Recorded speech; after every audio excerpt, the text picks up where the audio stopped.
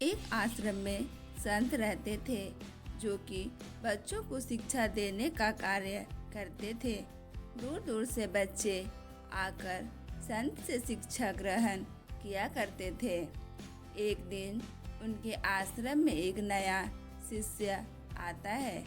शिष्य का स्वागत संत अच्छे से करते हैं और उसका परिचय अन्य शिष्य से करवाते हैं। नया शिष्य चोरी करने की भावना से आश्रम में रहने लग जाता है और जब भी उसे मौका मिलता वह अन्य शिष्यों का सामान चोरी कर लेता। वही एक दिन कुछ शिष्य उसे चोरी करते हुए पकड़ लेते हैं और उसे संत के पास ले जाते हैं। संत को शिष्य बताते हैं कि किस तरह से वो उनका सामान चोरी कर रहा था। शिष्य की बात सुनने के बाद चोरी करने वाले लड़के को संत कुछ भी नहीं कहते हैं और सभी शिष्य को वापस भेज देते हैं। संत द्वारा चोरी करने पर कुछ न कहे जाने पर हर कोई हैरान हो जाता है।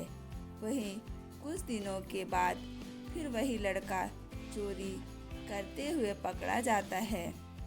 फिर से शिष्य उनको संत के पास ले जाते हैं और संत से चोरी करने की शिकायत करते हैं। संत एक बार फिर से कुछ नहीं कहते और ऐसे ही छोड़ देते हैं। संत द्वारा चोरी करने वाले लड़के को आश्रम से ना निकाले जाने पर अन्य शिष्य नाराज हो जाते हैं और अपनी नाराजगी जाहिर करते हैं। तब संत शिष्यों को समझाते हैं कि वह लड़का इस आश्रम में नया है और बुरी आदतों में फंसा हुआ है। व्यक्ति की आदतों को बदलने में समय लगता है। इससे पहले ये जहाँ रहा करता था वहाँ से इसने चोरी करना सीखा है। इस आश्रम में अच्छी बातें पढ़ाई सिखाई जाती है।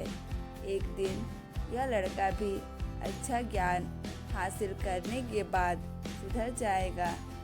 अगर मैं इसको आश्रम से निकाल दूंगा तो वह चोरी करना नहीं छोड़ेगा, कहीं और जाकर चोरी करने लग जाएगा।